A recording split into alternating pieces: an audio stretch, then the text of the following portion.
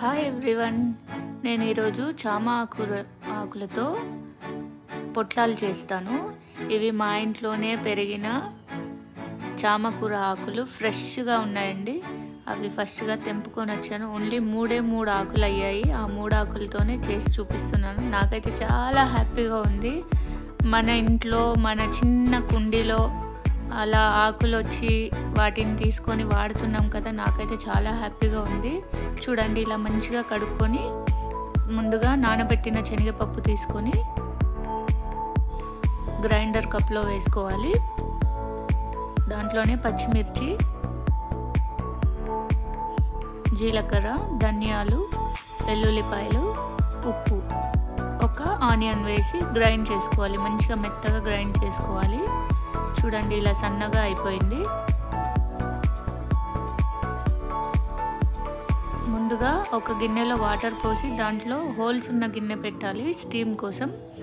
అది stove on చేసి పెట్టేశాను. అది వేడయ్యే లోపల ఇలా ఈ చామకూర ఆకులు ఉన్నాయి కదా, వాటికి మనం ముందుగా పేస్ట్ చేసుకున్న పేస్ట్ అంతా అప్లై చేయాలి. తర్వాత ఇలా రోల్ చేసుకోవాలి. ఇలాగే అన్నీ అంటే ఉన్నాయి 3 ఆకులు. ఆ 3 ఆకులకి ఇలాగే అప్లై చేసి పెట్టేశాను. వాటర్ వేడయ్యాయి. ఇప్పుడు ఈ 3 తీసుకెళ్ళి అందులో పెట్టేసి స్టీమ్ చేసుకోవాలి. ఒక 8 to 10 minutes పడుతుంది. ఇవి ఉడికి గట్టిగా అవ్వాలన్నమాట. చూడండి, ఇలా గట్టిగా అయిపోయాయి కదా. ఇప్పుడు స్టవ్ ఆఫ్ చేసేసి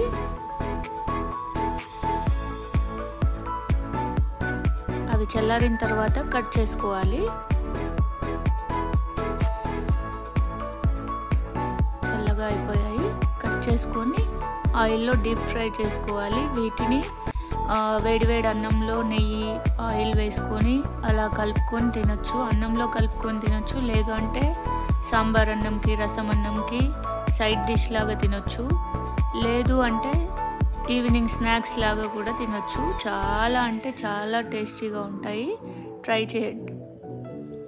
నేనైతే ఈ ఆకుల్లో పెట్టగా మిగిలిన పేస్ట్ని వడల్లాగా చేశాను. ఆ ప్లేట్లో ఉన్నవి, సైడ్కి ఉన్నవి అవే అండి శనగపప్పు వడలు.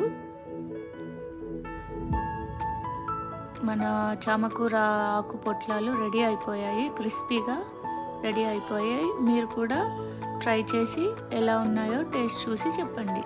Thank you for watching. Bye bye.